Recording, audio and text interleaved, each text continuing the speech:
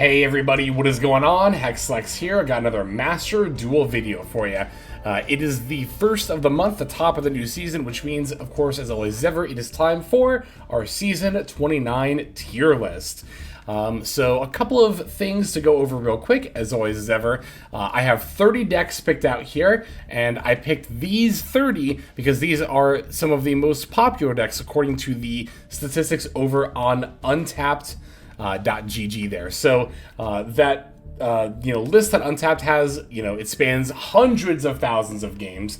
So you definitely know you're getting the some quality stats there. And again, 30 might seem like a lot, but there's a lot of decks you can reasonably run into on a Master Duel ranked ladder. So again, I just went with the 30 that statistically show up the most often. Another little caveat as always as ever, it is perfectly fine if you disagree with my tier list placements, and in fact, if you do, or if you agree, regardless, I definitely do enjoy hearing from people on these videos in the comment section below. I do just ask that if you do disagree, just don't be rude about it. Discourse is fun, but rudeness is not. So, if you see me put a deck in Rogue and you're like, oh, what the heck, you're so stupid, it's like, yeah, no, don't do that. Also, because this happens every single tier list, everyone without fail, there's always a comment that's like, what about X deck? That's not on here. What about Marensis? I feel like Marensis is always the one that comes up. Where's Marensis? Again, if a deck is not on here, that doesn't mean I think it's below Rogue, and that doesn't mean I think it's a bad deck. It's just that, there's only so many decks I can cover in such amount of time. So, also, another stipulation I gotta give. If I put a deck in Rogue or Tier 3, does that not mean it is bad? In fact, every single deck that is on here is more than capable of hitting Master 1 or topping a tournament. Some decks might need a bit more of a dedicated pilot than others, but I think that every single deck on here is good and capable of, again, whether your goal is to reach the top of ranked ladder or the top of tournament, what have you, these decks are capable of achieving goals like that. So, no deck on here is bad, even the ones going into Rogue. Rogue decks are good. Again, just have to make that abundantly clear at the start. Now that I have, let's start placing some of these decks on the tier list. I'm going to just start right up here at the top with a Rice Heart representing Kashtira. So, Kashtira did notably have Unicorn go to 2, and has seen a pretty sharp decline in play since then. The Kashtira engine is still splashed in quite a few decks, but pure Kashtira is definitely in a state where it is hurting right now. Just not having a deck that already was like known for struggling to start a lot of the time, or having, dead draws, is now having that happen even a little bit more often. And the second copy of Birth, not necessarily enough to guarantee that won't happen. I think Kashtira is still a solid deck, enough to put in Tier 3. I actually don't remember if it was Tier 2 or 3 last time I ranked it, but either way, I think it has definitely and noticeably fallen from its position since, Unicorn went from 3 to 2. Alright, so here we have Chainburn. Might seem like a bit of a weird choice, but again, just going off of the statistics on Untapped, we have noticed a pretty sharp increase in the number of Chainburn decks being played. Now, granted, it's not like Chainburn is everywhere or the most popular deck, but for it to show up at all on the tier list, I think is pretty indicative that is seeing a lot more play. Plus, I do have personal experience recently playing as Chainburn in one of the recent Challenger Cups. I think Chainburn is a pretty solid rogue deck. It's Chainburn. I don't really know what else to say about Burn, honestly. It's like, yep, you sure set 5 and then hope to flip them all and deal 8k. That's what the deck does. But yeah, I think it's a decent rogue deck, but it will probably end up being lower on the end of rogue when all is said and done here. Alright, Dinos. Dinos have been a rogue mainstay for quite some time, but I will say that with the addition of Lars adding another very powerful piece to their end board, as well as the relatively recent release of the Xeno Meteor thing, right? To add consistency to the main deck, I'm definitely more than willing to put Dinos in Tier 3. I actually think Dinos are pretty comparable to where Kashtira is. I think that Kashtira ends up being more powerful when it goes off, but Dinos are definitely more consistent. I'm a little tempted to put Dinos over Kashtira, I won't lie to you, but I think I'll leave them where they are right now. I think that's a fine enough spot. All right, Red slash Resonator. This is one of those decks that I thought honestly was going to be a flash in the pan. Like, I kind of thought that it would lose steam or popularity after the initial pack release. Especially already coming from a pack that wasn't particularly popular. Like, a lot of people didn't buy the pack that had, like, the new Red Resonator stuff. But we are still seeing Red Resonator show up not only quite a bit in the stats, but also honestly perform pretty well. I said last time that Red Resonator is more solid of a deck than I thought. I thought it was going to be like on the lower end of Rogue, but it's actually like mid-Rogue, which doesn't sound like a huge difference, but I think it is. And I'm pretty comfortable leaving the Red Resonator deck in mid-Rogue. I think that's a good spot for it. All right, Makonko. Makonko is another very solid tier 3 deck that I'm going to put, I think, somewhere in the neighborhood of Kashtira and Dinos. This is another case where I'm a little tempted to put this over Kashtira. That's the thing about Kashtira, though, again. Like, the deck is still very powerful when it does go off. It just doesn't go off nearly as much as it keeps taking more of these consistency hits. So, like, that's where my real struggle is. It's like, Makonko is almost assuredly more consistent than Cash, but does that make it the better deck? Not necessarily. Again, I think they're very, very close, extremely comparable. Same with Dinos as well, but I think I'm going to leave Makonko where it is, just a little bit below Kashtira, as still an extremely solid tier 3 deck, as it has been, honestly, probably just since it's come out. Like, I know I've had times where I put Makonko down in Rogue, but even when I do, it's like still very close to making tier 3. Makonko, overall, a very solid strategy. Okay, Infernoble, that's going to be the next deck we end up talking about here, Infernoble. So this was one that we initially saw in the tier 3 range that I had the prediction, right, that over time we would see Infernoble's play rate decrease, but the win rate overall increase, as Infernoble does end up being a very complicated deck, and a lot of the time it takes a very dedicated pilot to be able to consistently use it well. And while we have seen that happen, right, we have seen the play rate decrease and the win rate increase, the win rate honestly has not increased by a very significant amount at all. It's still like very barely above the 50% threshold as far as its win rate on Untapped. I don't know. I really thought that Infernoble would be able to, you know, be a mainstay tier 3 deck, but with just how much it's fallen off in terms of popularity, I just don't see this deck anymore. I think I end up having to put it in Rogue for that reason, but I will say this is one of those cases where it is close. You could argue that Infernal Knight is tier 3. I would not necessarily disagree with you at all. I'm going to put it on the upper Rogue side of the scale, though. I think mostly due to its popularity declining as much as it has, you just don't end up seeing this deck anymore. Now, granted, I've often said, and I very much still believe, that just because people aren't playing a deck doesn't mean a deck isn't good. But when it comes to the tier list here, again, I have to kind of balance both popularity and win rate as the factors there. So I'm gonna leave Infernoble probably at the top of Rogue. That's the place I'm gonna put it for now. Speaking of decks that show up here but I just never see, that are also long-form combo decks that take very dedicated pilots to do well, Spiral. Apparently there are enough Spiral players out there for it to be represented on the tier list, but could not tell you the last time I actually played against this deck. I don't know. Spiral's always kind of been a mainstay of Rogue. That's definitely where I'm going to end up putting it. Just a little bit above Chamber, and I think it does end up falling on the lower side of the Rogue spectrum. But, yeah, I don't know. Again, I don't know where all these Spiral players are, because I sure don't see them, but that doesn't mean they don't exist. Anyway, Sky Striker is going to be the next deck we're going to go over here. This, I think, will end up being another Rogue deck. I'm actually going to put it a little bit below Red slash Resonator. I don't know. I will say, as time goes on, Sky Striker just feels less and less impressive due to power creep, right? Like, I don't know. I think Engage could just be at 3 and it wouldn't make any difference at all for where Sky Striker is in the meta right now.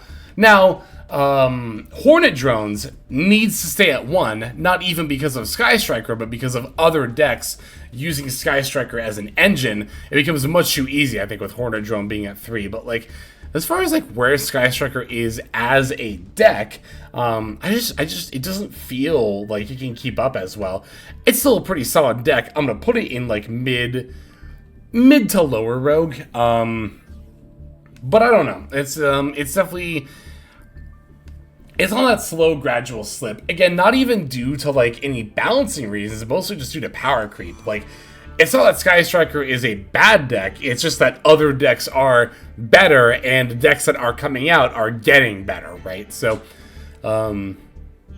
it's definitely not the only deck we're going to see that happen with here on this tier list, that's for sure. Alright, Traptrix, as always ever, continues to be a very solid rogue deck that I'm, once again, as usual, going to put in upper rogue. I still think that if Lab didn't exist, Traptrix would probably just be the most played Trap deck.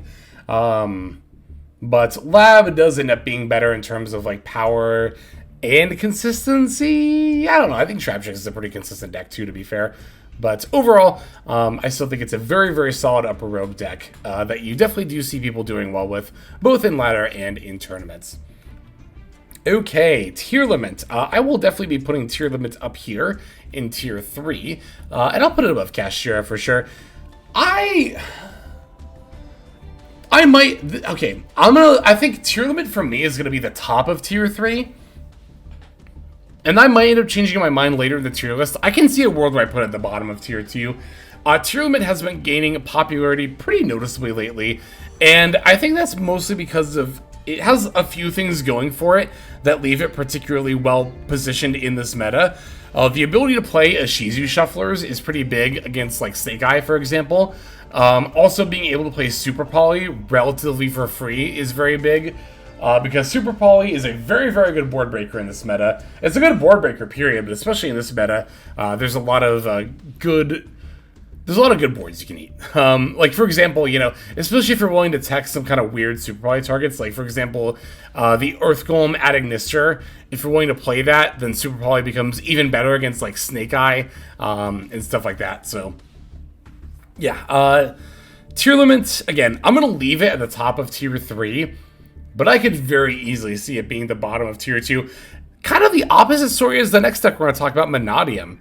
Manadium I'm going to put at the bottom of tier 2, but I could kind of see it being the top of tier 3 potentially as well. Manadium did get a boost recently from the Vyza Samsara coming out. However, the thing about Vyza Samsara is that it's not really a starter, it's an extender. Which, to be fair, it does still boost the power level of Manadium, and improves the deck by being included in it, but it's not, like, as huge of a windfall as, you know, the Amratera and Vicious Astrolaud coming out were, right? Or was Vicious Astrolaud part of another wave, or did it come out initially? Well, Amratera came out after the fact, and Amratera coming out was a massive boost for Manadium. Samsara, again, a boost, but definitely not quite a massive one like the other one was before. So, I could see people being like, oh, tier slash Manadium are in the wrong, tier level here. I could see swapping these around, putting Manadium at the top of tier 3, tier limit at the top of tier 2, but I do think that as far as, like, the power level goes for, like, the end boards, I think that Manadium can just, because the thing about tier limit is that tier limit is very flexible in how it plays and how it's built, but at the same time, you can't really necessarily guarantee you're going to get a very, very good turn 1 end board with tier limit, whereas Manadium, of course, you know, you can very much guarantee if you open, like, Rimheart and nothing else that you're going to have multiple negates on the board. So I think that Manadium is very slightly stronger than tier limit, which is why I'll put it up in tier 2 and leave tier limit where it is. Exo Sisters. Another very solid rogue deck. You would think that with Snake Eye being prominent and being a graveyard-based deck, that Exos, a graveyard-hating deck, would skyrocket in popularity. But it's definitely, Snake Eye is, and especially now, but even before, like Rescue Ace, for example, got follow-up support, Snake Eye was not really quite tier 0 dominant to the same degree that tier limit was, which means that Exo, which was like tier 3, arguably maybe even tier 2 during tier limit format, I think it's still going to end up being an upper rogue deck for this format.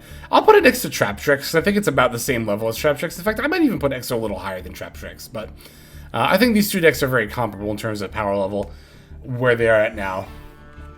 Drytron's going to kind of be like Spiral, you know, where the Untapped tier list says that it is one of the most, again, if you're from top 30, most popular decks on Ranked Ladder, but You know what? I was gonna say I haven't played against Drytron recently. That's actually not true. I do remember having a game or two against Drytron relatively recently. So, okay, yeah, I've actually seen that as well.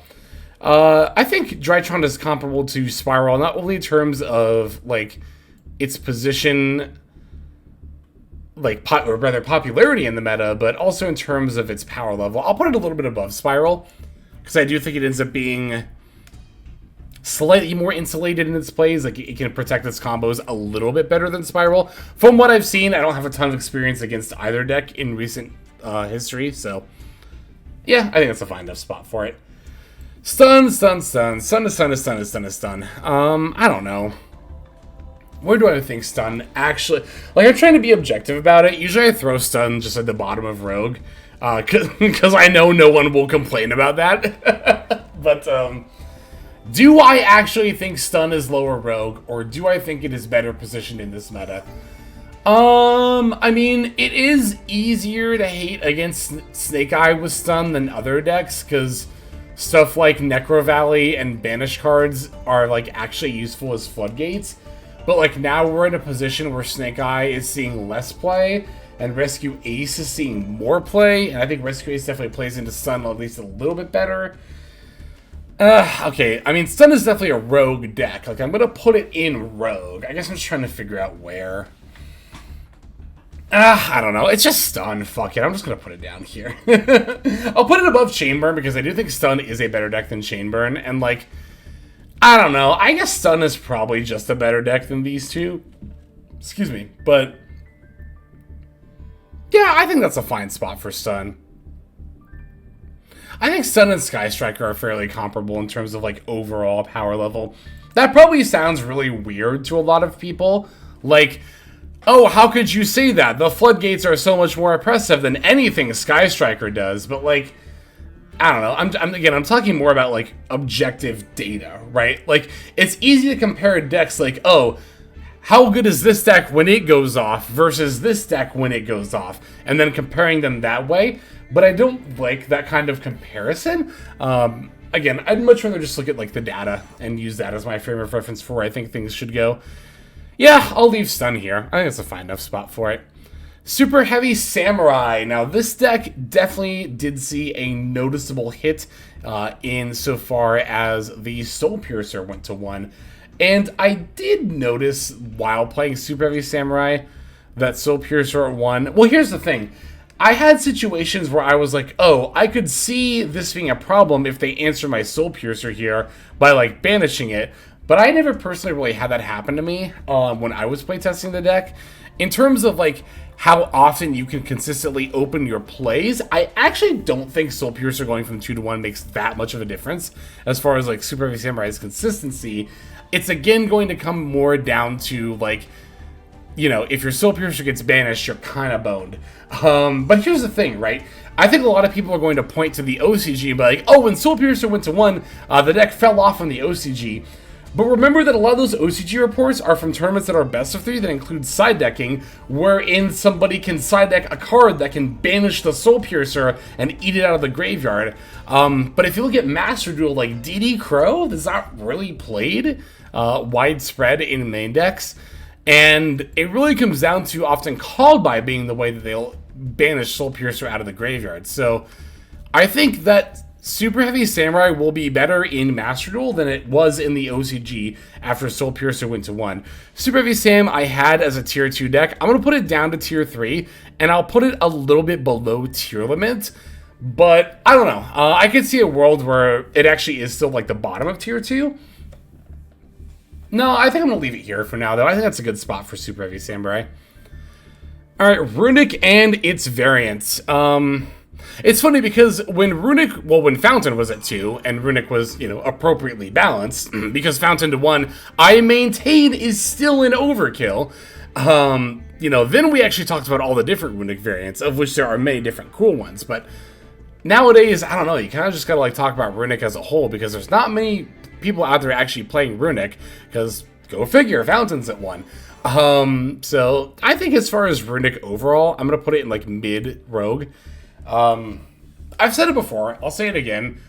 if you value diversity in the game, well, I'm saying this because I am still in the year of our Lord 2024. Like, at this point in the meta, I'm still seeing like "fuck Runic" posts, and I'm like, this deck is ass now that Fountain has won. Like, get over it, Jesus Christ! Like, it's fine. It's fine. It's fine.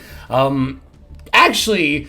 And with the SP Little Knight about to come out, and banishing cards being a lot easier to do, including banishing the one copy of Fountain Runic is allowed to have, you're going to see Runic plummet even further down, lower into Rogue by the next tier list. It's going to be bad. And this is coming from somebody who didn't even play Runic at all before Fountain went to 1. Yeah, no, I still think the Fountain to 1 hit was far too harsh, frankly absurd, and Runic definitely didn't deserve it, but it's still Runic and its variants I think are a very solid mid-rogue tier right now. But again, when SP Little Knight comes out, it'll be very, very much harder for Runic to be a thing with its one Fountain.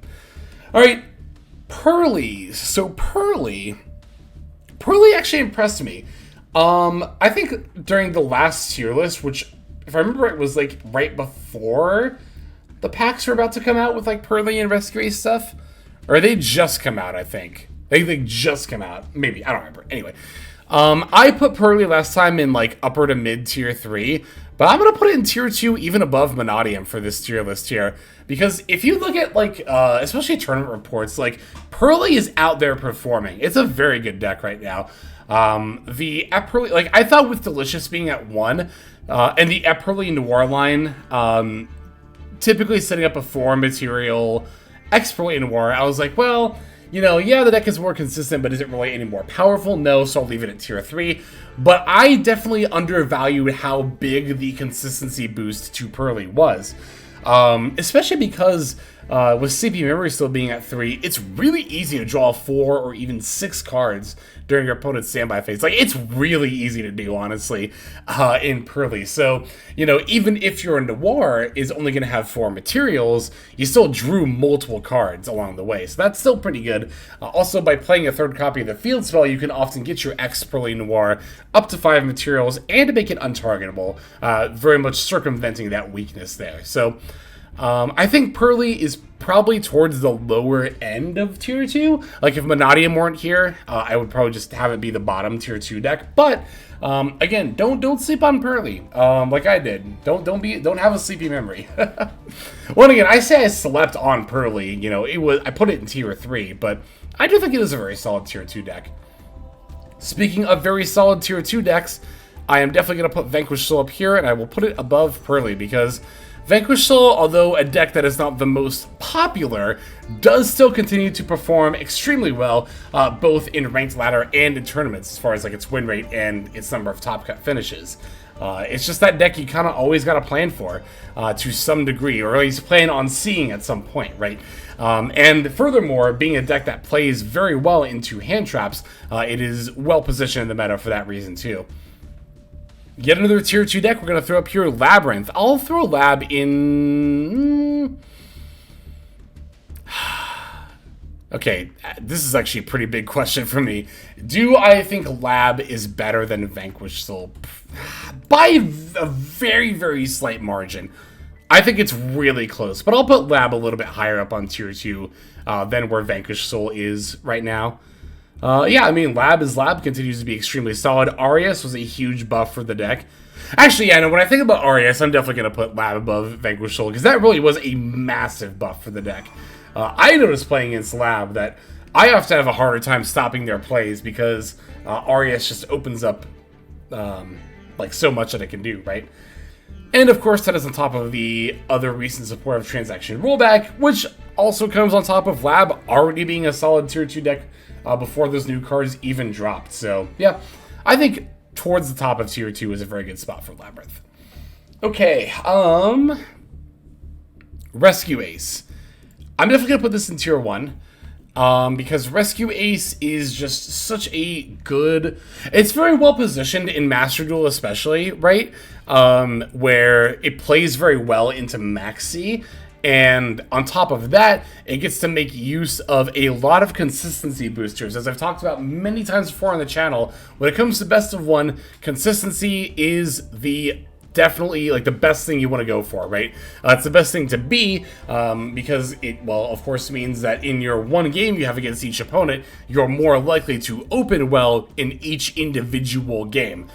The one big weakness of Rescue Ace, in my opinion, is that it has a little bit of a time going second compared to a lot of other tiered decks out there. But I think the consistency and also power of the deck when it gets to go first and set the floor with Turbulence. Also, it's not like Rescue Ace has absolutely no plays at all going second. It's just mostly the fact that your main play is Turbulence set for, namely setting for, that you definitely prefer to go first, right? But in terms of consistency, in terms of ability to play through disruption, and in terms of sheer power, it is hard to deny, I think, that Rescue Ace is definitely a tier 1 deck in this meta. Okay, Unchained is what we're looking at next here. Unchained, I'm going to put in tier 3. I don't know. I think I will end up putting it just below Kashtira because I think Unchained and Kashtira, I don't know. I think they're both tier 3, but for very different reasons. Kashtira, as I mentioned before, I put in tier 3 because of its consistency hit recently with Unicorn going to 2. Unchained is in tier 3, I think more because of a power level issue. Like, Unchained can do quite a bit, and it's definitely not a bad deck by any means, but of the decks that we have gotten recently in Master Duel that have been meta relevant, as in, like, even above Rogue tier, this is definitely one of the weaker ones, right? Especially coming into a meta where, like, Snake Eye is a thing, and Rescue Ace is at full power. I think it does end up being difficult for Unchained to have a lot of, what's the word I'm looking for? It's just hard for Unchained a little bit. Harder than it was, like, when it came out in the TCG, for example. Because if you look at the TCG, I think it just overall came out in a lower power level meta, right?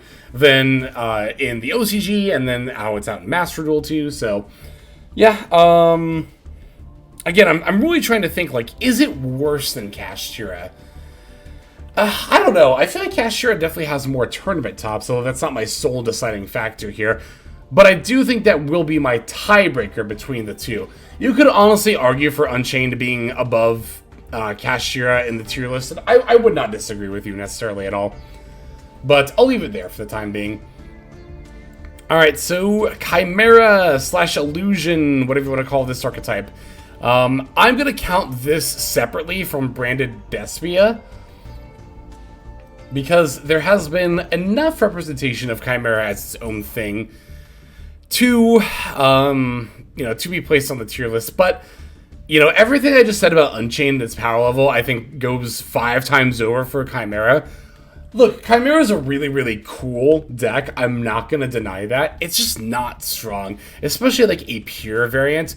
But honestly, even if you mix Chimera with Branded Despia, like, at the end of the day, you're kind of just weakening your Branded deck by doing that. Like, again, I'm not saying Chimera is bad, unplayable, anything like that, but you can't deny that in terms of power level, it's just not quite as there as the rest of the meta. I'll put it down here. I'm honestly going to put it, like, pretty far down, which maybe some people will not be pleased about, but honestly, if I had to guess, I would say by the time we roll around to our next tier list, we're not even going to see Chimera as one of the 30 most popular decks anymore. Red/Resonator has managed to withstand, recency bias or new deck popularity. But I think Chimera is, like, very much running on that right now. I think once new deck hype wears off, you'll just not see Chimera much around at all. Hero! I don't know. What can I say about Hero that hasn't already been said on a tier list video? It's always mid to upper Rogue. That's where it's gonna be. I'll put it just below Red Resonator, though they're pretty comparable. I don't know. I don't know what else to say about Hero at this point. Like, it's a solid deck. Okay, Math Mech. Mathematic, I just don't see anybody playing anymore, but Circular is still at 3, which is definitely, you know, means it's really good. I'll put Mathmech, I think, towards the bottom of tier 2, like a little bit above Monadium. You know, I say I don't see anybody playing it, but you do definitely see a good number of Mathmech decks topping tournaments out there still. And again, I try not to use my own personal experiences with a deck to solely determine where it goes on the tier list for that reason. Like, yeah, I just don't see anybody playing or even really talking about Mathmech, despite the fact that Circular is still at 3. Remember when Circular had to go to 1? Remember when it was unthinkable that Circular was at 3? It's becoming a lot more thinkable now, honestly. Like, Circular at 3 is like, that's fine. I think it's like, I'm willing to say I think it's fine, honestly. Like, it doesn't present a huge problem in the meta right now, so... Yeah, I mean, a lot of people will be like, but it's banned in TCG. You gotta ban it because it's banned in TCG. And it's like, yeah, you can't always go off of paper lists to determine where a deck needs to be in Master Duel. I think Cirque is fine at 3 right now. I think, like, I might even put Mathmech. You could even make an argument for Mathmech being tier 3 right now. And again, that's with Circular being at 3, so I think it's fine. Alright, Snake Eye. Snake Eye did take a couple of hits recently with Ash and Wanted going to 2 each. Of course, people wanted to see more hits to it, and I do think Snake Eye Ash could have gone to 1, or some other hit, you know, having been taking place. I gotta say, though, I think Snake Eye is still just the best deck of the meta. I think even above Rescue Ace, it is still, with the hits, the best deck right now. And the main reason is, again, that going second. Like, whereas Rescue Ace tends to struggle a little bit more than other meta decks going second, Snake Eye, on the other hand, has a much better time than a lot of other meta decks going second. And, yeah, I mean, there's a lot of... I mean, how many videos have I made where I'm like, oh, I lost almost all my coin flips, both on Ranked Ladder and in tournaments, where I'm like, oh, I lost, like, every coin flip with Snake Eye and still won out, you know, so... I think that, again, even with those minor consistency hits, Snake Eye is still the best deck. You will feel those minor consistency hits. If you are a dedicated Snake Eyes player, you will notice dead hands just enough more often. But I don't think that keeps Snake Eye from just being the best thing you can be playing if you want to rank up quickly or top tournaments. I think if I was, if there were still Challenger Cups going on, I would still just be bringing Snake Eye, honestly. Okay, Sword Soul. Ugh. How the mighty have fallen. I'm gonna put this at the bottom of tier. Okay, this is the first tier list where I actually want to put Sword Soul and Rogue. I want to do it. Like, I really just want to put Sword Soul right down here. Do I think Sword Soul is worse than Makonko and Dino and Unchained? I kind of think it is, though. I think it's enough worse that... Is this it? Is this the list where Sword Soul finally goes to Rogue? Yo, I think it is. I'm gonna leave it here. I'm gonna leave Sword Soul at the very top of Rogue. The day hath finally come. Oh, Sword Soul, you were a real one. For almost 2 years, by the way. Because remember that Sword Soul came out in May 2022 as part of Master Duel's first ever expansion that got added to the game. For almost 2 years. This was a tiered deck. And you could still say that Sword Soul is a tier 3 deck, and again, I wouldn't necessarily disagree with you. So, it's been a good run, though. I'm going to put it in Rogue. I do think that Sword Soul is just... And again, it's not even that Sword Soul had any hits or that a new deck is just completely curbing Sword Soul. It's just not... It's just power crept. Like, power creep has caught up to Sword Soul. And especially in a meta where people are maining like triple Valor and triple Imperm and a lot of decks to play against Snake Eye, you know, those cards are both notably very good against Sword Soul, which also gives it a more difficult time to do well. Yeah, I gotta put it down here. Again, you know, a rogue deck doesn't mean it's bad. I'm not like lamenting Sword Soul being here because I think these are all bad decks. Just again, this is the first time since Sword Soul has come out 2 years ago that I really think it's not a tiered deck right now. It's just wild to think that. I don't know. It's just, I'm so used to it being up there. Fluandereeze, I do think, is actually a tiered deck, which this might be a bit controversial. But I don't know. Is it that Fluandereeze is better than Sword Soul right now? Fluandereeze has taken a lot of hits, but you know, it's still able to do its game plan often enough that it is reliable. And, you know, being a deck that gets to play Dimension Shifter definitely does put you in a pretty good position, especially in a meta where, you know, Snake Eye is still the best deck. A lot of the reason that Cashier is still, you know, as good as it is. Yeah, I'll put Flaundries here. I think that's a good spot for it. Blackwing is definitely going to be a rogue deck. I'll put it down here. You know what? I'll put it below stun. I can hear the boos. I can hear your boos, but I do think that Blackwing does end up being on the lower end of rogue, just because it is fairly easy to stop a lot of the time. Just completely folds to a lot of different hand traps. Yeah, it's a very cool deck. It's a very fun deck. It's one I've played before, but I do think it doesn't be on the lower side of the rogue spectrum. Rika Sun Avalon, I think, is also going to be rogue, but I'll put it higher up. I'll put it a little bit above Trap Tricks. I'll put it above Exo as well. It's pretty comparable to Infernoble, actually, in terms of being a long-form combo deck that typically more dedicated players will end up piloting because they can pilot it better. Yeah, I think Upper Rogue is the best spot for it. And somehow we actually had Branded Despia is going to be our last deck we're going to talk about here. I will put it in tier 2, and I think I will end up putting it above Vanquished Soul. Yeah, I think that's a fine enough spot for it. I mean, you still see it often enough, right? Branded Despia, in all of its very many variants, does still end up... I don't know. If I was going off of, like, power level or win rate, I would have Vanquished Soul above Branded Despia, but Branded Despia is definitely enough more popular that I think I'll put it just a little bit above Vanquished Soul. So, alright, let me glance over this list one last time here, make sure I'm satisfied with where everything is at, and I think I am. I think the biggest toss-ups for me are, again, Monadium and Mathmech could potentially be argued to be tier 3.